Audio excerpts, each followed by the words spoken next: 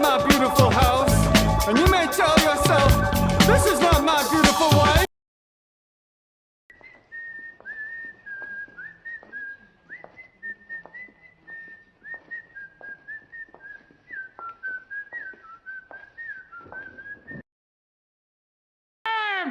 You think I might cheat? You think I might cheat? You think I'm cheating?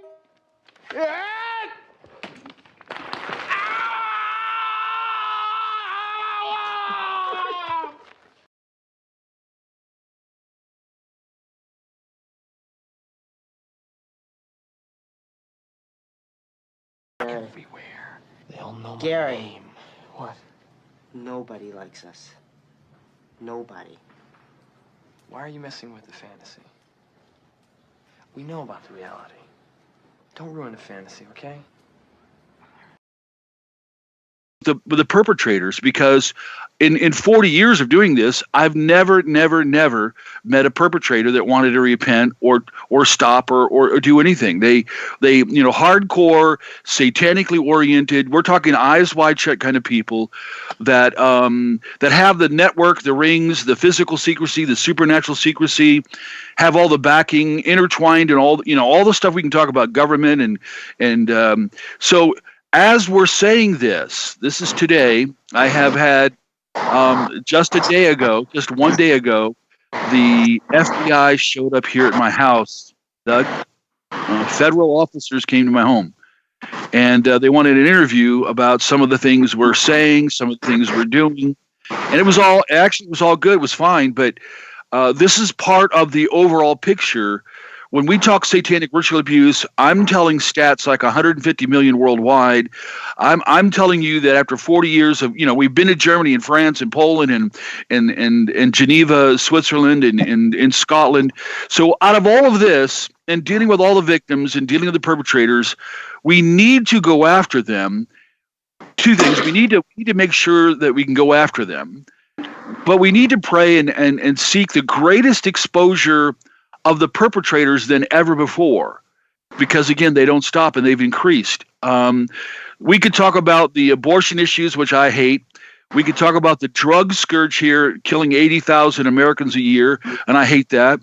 We could talk about human trafficking all over the place, and we'll talk about that with John Wedger today also, because Scotland, I just got a new notice from Scotland about 23 kids per day were going missing during the COVID crisis. Between the ages of 1 and 18. So you have 23 kids going. Now, when we were in Scotland at Dundee, we went to a ritual abuse conference. That's where we met Wilfred Wong. He's one of the experts also, and John Wedger knows him. And John Wedger is probably the premier expert on the satanic ritual abuse side, the South African, the voodoo side of this, coming into human trafficking. And so we're going to get into hearing from him in a few moments. And so this is because of the secrecy of this, it's hard enough to tell people about human trafficking and all that's going on. Our little slogan we have written on T-shirts, one kid is too many. One kid, if you understand the abuse, and I know that people are going to be watching that have been abused and have gone through all that abuse,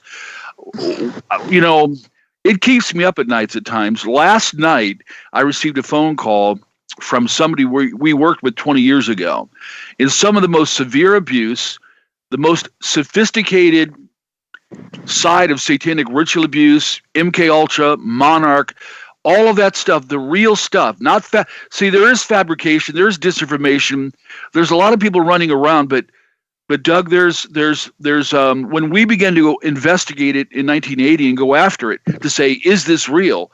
Well, then we ran into it, all the reality of it, the blood and guts of it. So one victim is just too many. But then you talk about millions, human trafficking worldwide, satanic ritual abuse and the trafficking. Those numbers are astounding. And they all have relationship to a real dark side, a real Satan, a real, real demonic stuff. This is why they do what they do. And so kind of leading into all of this, people that know my background, we have been engaging and working and doing this and trying to help as many as possible. We are way, way beyond our ability to get everybody because we have way too many requests. And I know that John would say the same thing in England. So just to give a little introduction to John Wedger, when we went to Scotland, Tom Dunn from Through the Black, myself, we went there to Dundee for a ritual abuse conference. That's where we met Wilfred Wong. We recognized 25, 26 years he was doing satanic ritual abuse, helping victims, but also investigating as a barrister, and his background and what he has. We were pretty astounded. But and this is important for everyone in the UK. I asked Mr. Wilfred Wong, you know all about satanic ritual abuse and the multiple personality and the demons and programming, and he said yes. And I said, you've been doing this for over 25 years? And he said yes. So he didn't know me. I just bluntly asked him, why are they here in the United Kingdom? Because now we've gone all around the world and found the hundreds of thousands in the stats now that are off the charts. And his immediate response from England, one of the experts, was they're here to infiltrate this nation, eventually to help collapse this nation and make way for a new world order. That was pretty astounding information, but it's what we found everywhere. So when we talk about satanic ritual abuse, we're talking about the victims that have been behind this, the reality of the demonic and satanic side. We're also talking about an agenda that goes all the way back to the Nazis to this day that has everything to do with the end of days, but it also means, the use of the dark side of human beings as commodities.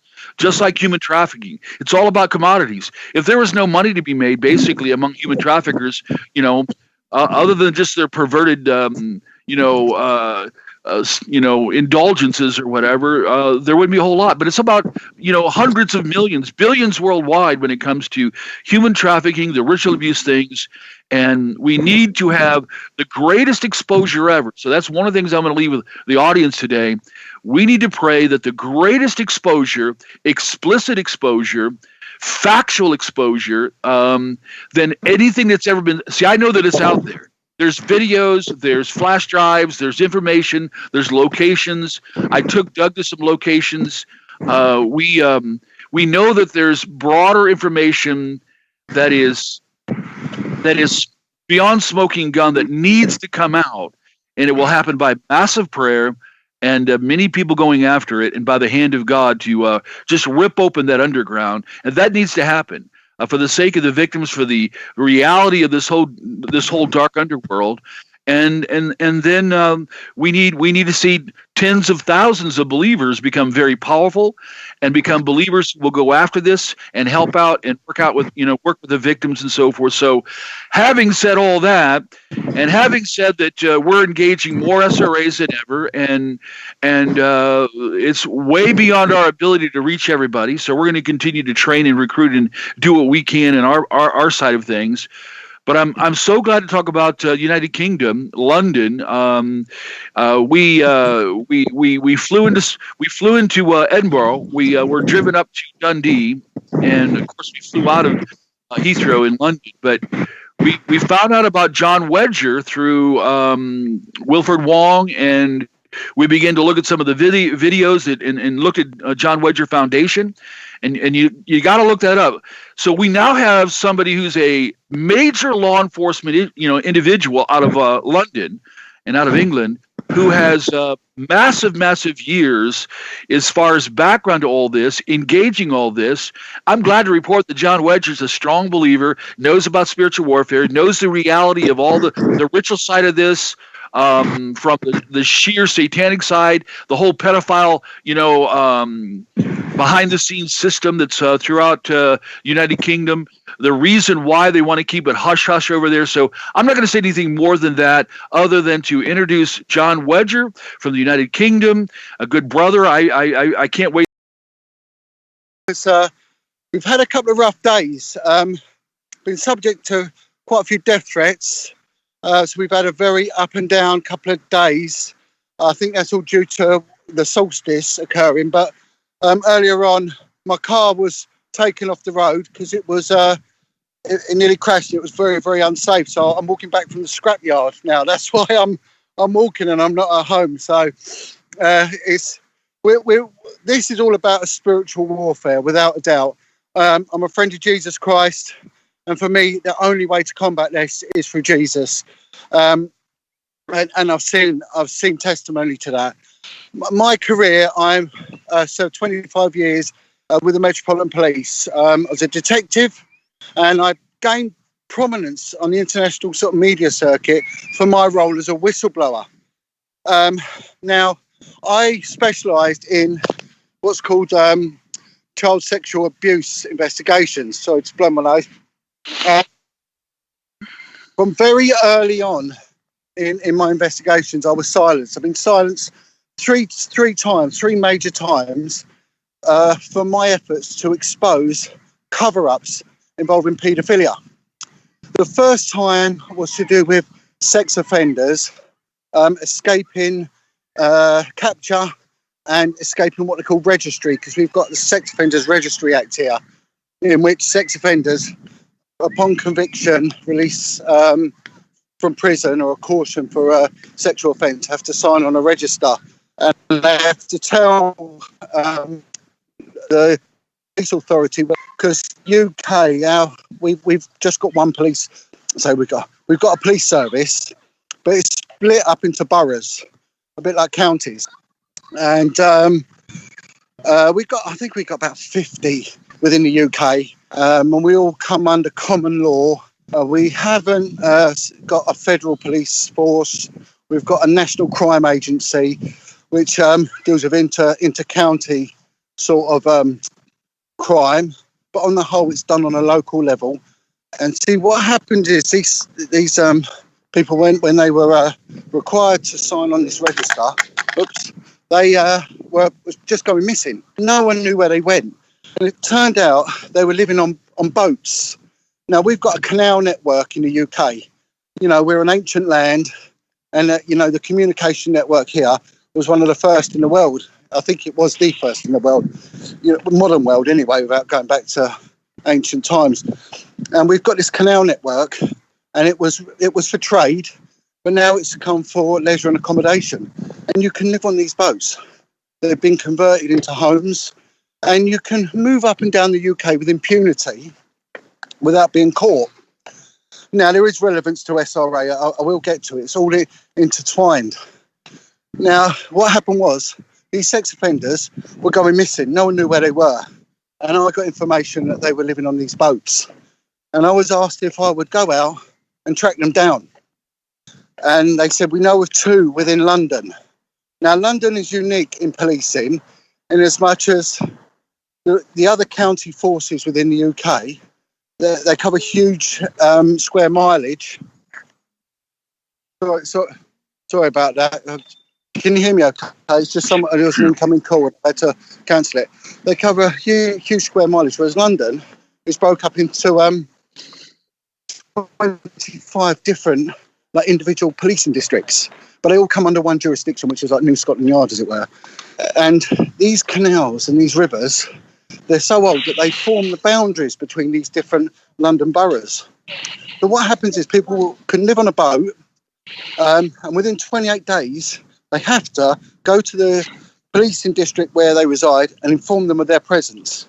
So all they do is they get on the boat and they move, in some occasions, 2-3 metres to the other side into another borough. They don't have to register.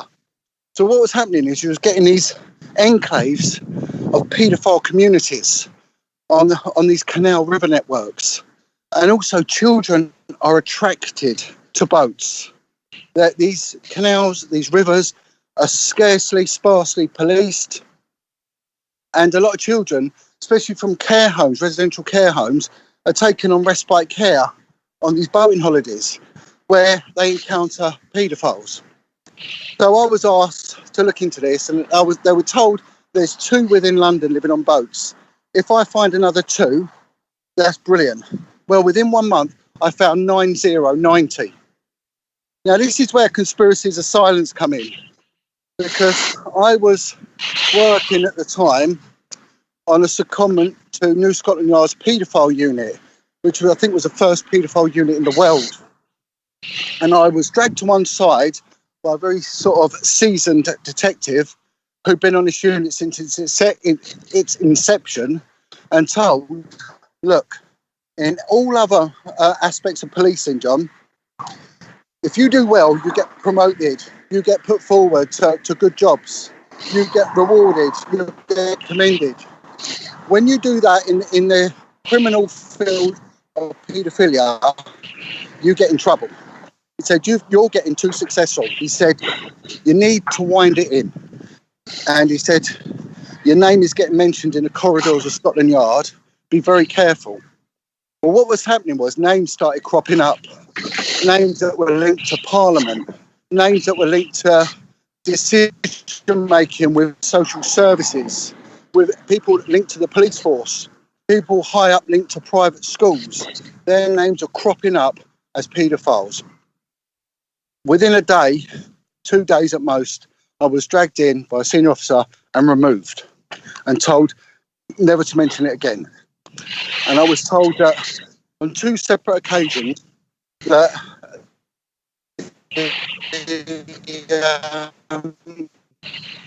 I'd cropped up a list of active paedophiles and on each occasion shut down, right?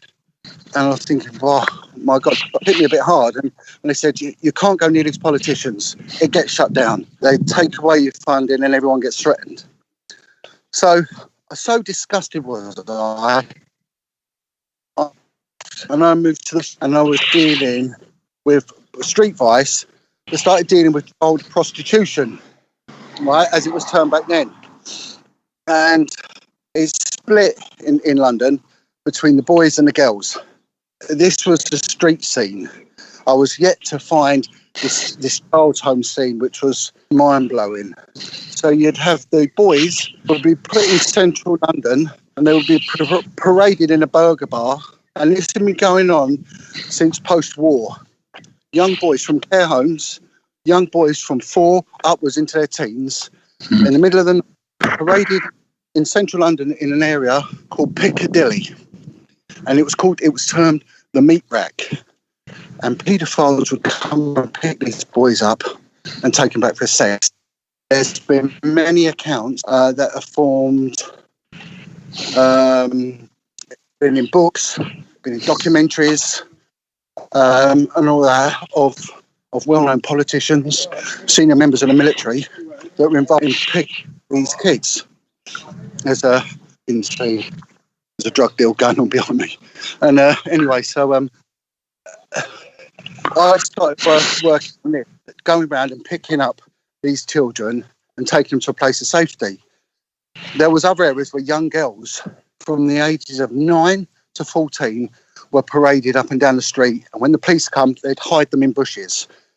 They were not only sold on the street, they would be taken to crack houses and traded. They were taken to wealthy, upmarket, West End restaurants.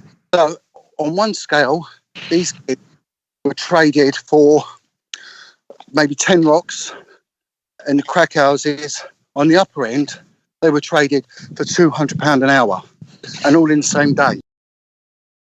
The southwest coast of Africa, a British island. If you went there, it would be like being in the UK, but with tropical weather. There was sexual abuse going on there involving the Attorney General, involving satanic abuse. The officers that went out to investigate were sent back home. The social services worker was arrested. We had the Canary Islands, which are off the coast of northwest France. Again, British islands, British dependency. And there was cases children were saying in the children's home called Hope de la Garenne, where they were taken to a basement area where there were rituals went on and children were murdered. The basement had been filled up with slurry and the children were just put in mental homes. So what you'll find with these children's homes, this is the cottage industry, is the children's homes. You know, there is a big business of children. We've got a very dysfunctional society and there's an endless supply of children to feed these perverts. People abuse children for one reason, because they want to.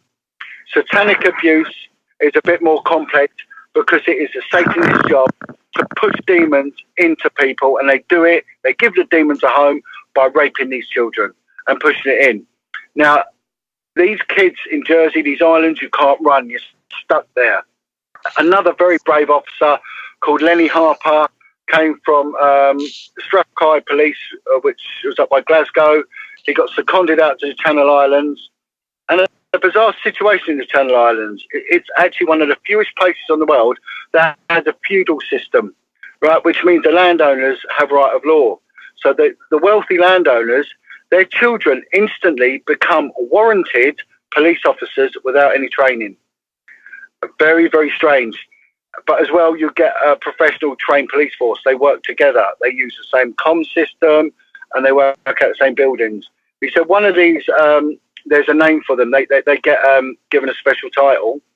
One of them was a convicted paedophile. He'd actually done time for rape and he was a warranted police officer. The Met Police has just reinstated a senior officer, a superintendent called Robin Williams, the girl's Robin with a Y. She was caught with a child porn video involving a 5-year-old child. Right, she was convicted. She served a community service order for possession of child pornography, and she had to register as a sex offender until 2024. She's now been reinstated in her job by the Commissioner of the Metropolitan Police, the same one, Christopher Dick, I mentioned earlier, as a convicted paedophile, right? This guy called Lenny Harper went out to the Channel Islands to investigate this. Exactly the same thing happened to him. He was attacked, he was threatened, you know, by people on the government level, right? He excavated this basement area. He found blood. He took along an anthropologist and an archaeologist where they said rituals went on where kids were murdered. He found skulls. The archaeologist found them. The anthropologist turned around and said, this is the skull of an infant child. It's got collagen on it. The cadaver dog verified it. The bone was sent off for the official forensic analysis, right? When the bone come back, it was in the unique seal strap that was put on the bag.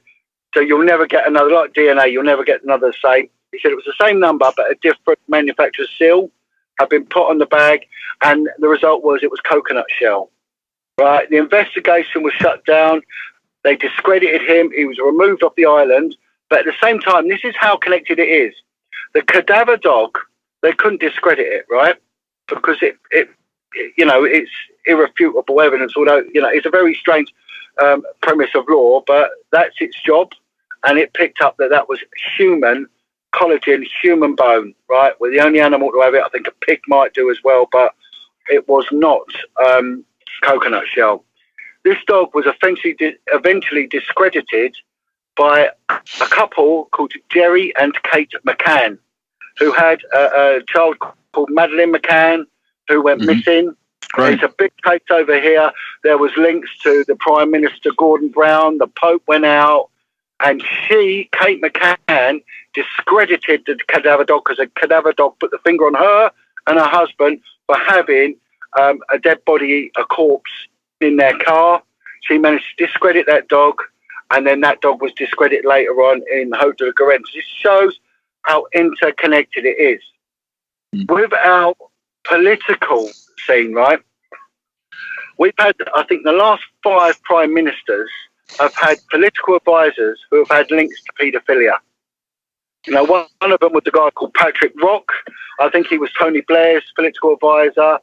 He was cast as a dangerous paedophile. We've had a man called Sir Peter Heyman that was connected to Margaret Thatcher. He was in charge of our intelligence services. He was a convicted paedophile.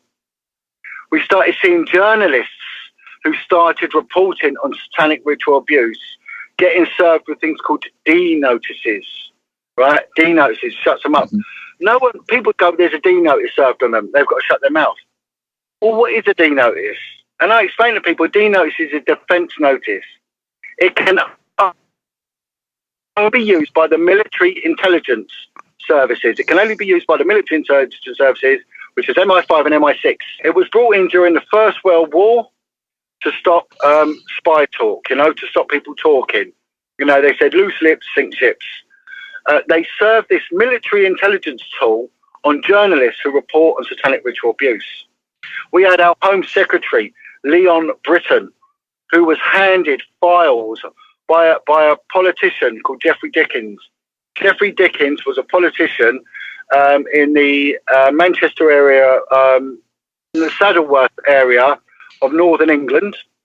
Geoffrey Dickens was a friend of Wilfred Wong's. Geoffrey Dickens had a list of cases of satanic ritual abuse which involved politicians. He handed it to the Home Secretary, Leon Britton, who I was told about on 2 separate occasions, right, has been involved in paedophilia. Leon Britton lost the files. They went missing. They lost. And then Geoffrey Dickens was discredited. The Chief Constable, Mike Veal, who exposed Ted Heath as being a paedophile and a Satanist, he was attacked, discredited, and told to stood down by the intelligence services and the House of Lords. Right? We had politicians from the Labour government that were allowing a pro-paedophile group during the 1980s to speak at the national conference. This group was called PI, Paedophile Information Exchange. It was linked to NAMBLA, which you have over in the US, the North American Boy Lovers Association, and it was made up of pro-paedophiles that wanted sex between, I think, a 4-year-old boy and a man to be made consensual, and a 13-year-old girl and a man, you know, an adult to be made consensual. And we had 3 politicians that were backing this group, and one of these politicians went on to be made Minister for Child Welfare. You know, a member of PI, his name is Sir Peter Wrighton. He ended up writing the doctrine for how children are dealt with in social care. You know, these are very, very sick, perverted, paedophile protecting, satanically linked individuals. A list came out called the RAINS list. It's an acronym. And I would advise anyone globally to look in this list. It stands for Ritual Abuse Information Network Support. It was set up by a psychiatrist, psychologist, therapist called Dr. Joan Coleman. Again, a good friend of Wilfred Wong. We haven't got to scratch our heads too long to realise why Wilfred's been banged up in prison. You know, Wilfred was the soldier that was exposing this. You know, I've done my bit and many others. There's people that have died exposing this. The RAINS list is a 16-page document which takes some believing. It's never been discredited. It's been attacked. It's not been discredited. People were coming to this hospital in South London to see this Dr. John Coleman for therapy for conditions such as DID. They never used to really recognise it. They used to call it multiple personalities, right? And she started thinking, or started recognising that there's consistencies with these people. And it's this DID that were different to normal victims of sexual abuse. And they started all saying the same things, that they were taken to rituals, they were abused, there was like a church setting going on, and they are used, these children in these rituals, they are used to kill other children. I've spoken to one woman who was, they sellotape, they gaffer taped a knife like a letter opener to her hand. There was 5 babies were placed on this altar. This was in a very famous film studios outside of London. And she told me during this ritual that she had to use this, she was a little girl, 5 years old. It was taped to her hand, and she had to insert this long pronged steel knife opener into the vaginas of these little babies and kill everyone one by one, while groups were chanting and masturbating. You know, and I have heard account after account. This RAINS list, if more than 2 people, so the minimum of 3 people, mentioned a person or a place, it went on the list. This list names politicians. It named someone that was in charge of the unit, the vice unit that I was working on in the Metropolitan Police, right? His name is on this list. I have spoken to prostitutes that were asked to go on the street to get runaway kids to sell them to senior officers that were linked to this officer, right? The former cardinal for the Catholic Church for the UK is on this list. There are Jimmy Savile's on this list. There are celebrities. There are military personnel. There are priests. It goes on and on and on. And it has been verified, this list. It is the most incredible document. I wrote to the police complaints and to Parliament and said, everyone named on this that was linked to law enforcement, there's 3 police officers on there. They need to be arrested, investigated, and their pensions put on hold. Again, I was told, shut your mouth, we're not listening to you. I know one woman handed it. She was running a charity. She handed it to David Cameron. Within days, her charity was shut down. They know about this. The Commissioner of Police knows about this. There was a guy called Robert Green, a good friend, again, of myself and Wilfred's. He exposed a satanic paedophile ring involving Down syndrome kids that had a link to a well-known Scottish minister who stood trial for rape, right? He handed the list to a politician, and it was handed again to David Cameron, our Prime Minister. Again, nothing is done. It is pure Satanism in your face. They worship the same demons. When you look at demonology, when you look at what is worshipped in Santeria, in Opia, in voodoo, in satanic abuse, they all worship the same 9 levels of demons. These demons have all got their same jobs to do, and then they're allocated to certain people. Certain rituals are done, and these children are raped in the names of these demons to give their home to these demons. And unless they're delivered and unless they're dealt with, they're tormented throughout their lives. And it is sad when you meet survivors of satanic abuse that are unresolved and they are multiplied, and it breaks your heart because they've done nothing wrong, and they have to live with this. Sex with animals. I've heard of manifestations. And one woman, she turned around to me, she became a high-class prostitute, and she told me she was flown to different military bases. Always crop up. Always crop up. You know, a few police stations have cropped up, but this woman turned around, and she's a third person to warn me. And she turned around and she said, this will have a lot to do with the United Kingdom's Ministry of Defence. Third person to tell me that. One senior police officer said to me, John, I worry for your safety. This goes right to the heart of the British establishment. This is a glue that holds everything together in the UK. You have never come up against a conspiracy of silence until you investigate satanic abuse. You know, you're either destroyed, discredited, or you're done away with.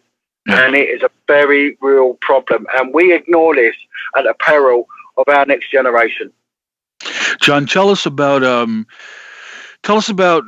response of counsel. Is there a lot of help for victims?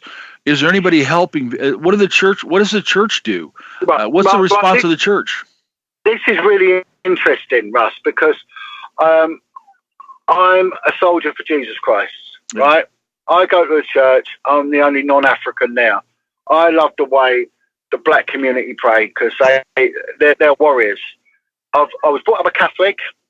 I've been in Catholic churches, and they're redundant. They're redundant when it comes to prayer. I spoke to the head exorcist for the Catholic Church, who's been doing it for 62 years. He's now retired. And he said when he started exorcisms way back, God knows when, after the war, I don't know when. The guy is in his 80s now, like very early on in his priesthood. He said there was 2 of us, and one of them, he said he wasn't really bothered. He said there's now 60, and the Vatican can't recruit enough. You've got pastors that are doing deliverance day in, day out. They are inundated with it. You know, I wrote to the Cardinal, a guy called Vincent Nichols, and who again has been heavily criticised by the government inquiry, independent inquiry into child sexual abuse, in which I gave evidence, for covering this up. He turned around and ignored me, and it was only pressure from other Catholics who said, give John, the voice. an audience at least. So I said, as my spiritual leader, what are you going to do to help me combat evil that is abusing our children? So he said, come and see me. So I went to a meeting. His secretary then said he was on holiday and couldn't attend, but his deputy, a bishop called Paul McAleen, who has also been criticised on numerous occasions by not just the Independent Inquiry, but the National British Press for covering up child abuse and frustrating investigations. He said, oh, well, I'll see you. So as I went to the main cathedral in London, as I walked in, I bumped into the Cardinal, who was meant to be on holiday. Anyway, I go in there and I start talking to this bishop and I explain my story and what I'm doing. And he turned around and all he did was discredit and attack and denigrate the children and the adults, who had come forward as victims of childhood abuse and had reported the former Prime Minister of Ted Heath. So he attacked Ted Heath's victims and said that they had denigrated a man's good name. And I stood up and I said, you can't help me. And as I walked out the door, I said to him, do you know what, Paul? And I'm not calling him father. He don't deserve it, you know. There's only one father, and that's Jesus, you know. I said, you know what, Paul? I've sat here, Catholic to Catholic. I've opened my heart and told you what I've enjoyed in giving a voice to the voiceless. And not once have you even offered to pray for me. Shame on you. Shame on you. You know, and it was there's a guy in America who's an ex-wrestler who does a lot of deliverance, and he's quite well known. He does a lot of podcasts. His name will come to me again. He's a real ex-street fighter. Always doing podcasts. In the end, he rang me that night and he prayed with me. You know, he did a prayer with me. You know, and so they've got no interest whatsoever. The other thing we got to look at is how many institutions, children's institutions, these sprung up all across the UK in the late 18th century, right? These children's homes. And they were either philanthropists or the church that, you know, or wealthy businesses or organisations that set these things up. Okay? 80% of Catholic denominations of Catholicism in the UK do not answer to the Vatican. So we were getting things like the brothers, De La Salle brothers, were setting up children's homes, right? They were self-governing, so the government wouldn't intervene. Everyone assumed that the Catholic faith was making sure that there was fair play. There wasn't, and they didn't even have to, 80% of them didn't even have to answer to the Vatican. They were just doing nothing but raping and pimping out boys. Two brothers, twin brothers, were taken into this care home in Northern Ireland, Catholic care home, in which was run by the De La Salle brothers. The first night they were held down by the priests and the other boys were made to rape them. They were then taken to parties in which they were members of the paramilitaries in Northern Ireland, because bear in mind in Northern Ireland had virtually a civil war going on. There was businessmen and there were priests all sitting around masturbating while they made these twin brothers rape each other, you know. So when you get people that have gone through that abuse, that they've been made to perform oral sex, give priests blowjobs, and then the Bible is read out to them, and then the priest is seen to give communion an hour later, how can you tell them people to go to the church and to pray to God for deliverance from the devil? They ain't going to do it. They're going to tell you where to go. You can go away. And this is what they do. They push people away from God. Anyone who hides behind the name of Jesus Christ to abuse a child, man, you know, they go to a special place in hell. The church, I've sat in meetings, and I'm going to give you an example. This is a very good example, Russ, and a very good question. I went to Parliament. I've given evidence and spoken in the Houses of Parliament, I don't know, a dozen times, maybe more, you know. And I was called to one to speak as my role as a whistleblower against the police, because bear in mind, the police, especially the Metropolitan Police, when I was silenced, never investigated another case of child prostitution for the next 7 years until Jimmy Savile was exposed. right? And that's deliberate, you know. Right. Now, the churches are post Jimmy Savile. They had this meeting in Parliament where they had heads of all the major faiths were there to stand up. Safeguarding officers were sent in to speak about what they are doing to protecting children in their faith, right? So I went along and I gave my speech as a whistleblower. And I said, a whistleblower is like a victim and a survivor. When you stand up, one thing happens. You stand alone. No one stands with you. You look around for your friends, they're all gone. You know, when you stand alone. Yeah. Right? So I give this speech. Then it went through. So the Hindu faith, they got their safeguarding guy was telling what the Hindus are doing to prevent their religious leaders raping children. The Catholics have come under the hardest attack, I would say. But are they the worst? Probably they're no different from any of the others. It's just that they've been hit the hardest, you know, and exposed the most. They have actually done more than any other major faith to address this. They have, you know. It went on. I was disgusted because the rabbi turned around and denied it went on in his faith, and which sort of knocked me for six. And I thought, well, that's a lie for a start. And then what had happened is the Anglican Church, the Church of England, hadn't sent a priest. It hadn't, because it had seen the guest list, the speakers list. It had sent an advocate, a solicitor, right? And they made their apologies, but there was a legal representative. Bit odd. Bear in mind, we're in England. It's the Church of England, you know, the major faith. We're a Protestant Christian country, right? A lot of abuse went on in the Anglican care homes, right? But an imam stood up, right? This guy stood up and he said, I want to address my speech to the police officer, the detective, John. He said, John, speaking out is about speaking the truth, isn't it? I said, yes, it is. Yes, it is. Because at one time I was a contractor. I had 4 employees, 3-bedroom house, blah, blah, blah, blah, blah. And I had to lose it all to realize it was just stuff, but still. Then when you're done with your time, and I discharged my sentence in February 11th of 2011, I got my parole papers signed off. I became a citizen again. I can actually vote. I can actually go in and vote for the president. But I can't get a job here or here or here. I can't have any apartments because they won't accept felons. And I even went through an agency that took felons, and they'll give a pedophile an apartment before they will me because I had a drug charge. I wasn't even dealing drugs. I had possession.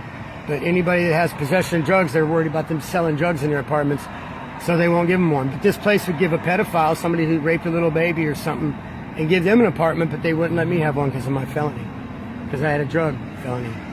And just the hard part was just becoming part of society again. It's like they didn't want me.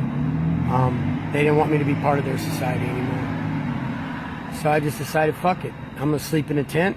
I'm going to do what I love for a living, which is playing music. And if I just make a little bit of money, I'd rather do what I love with a passion and make a little money than go back to contracting and try to make a lot of money and be part of a society that doesn't even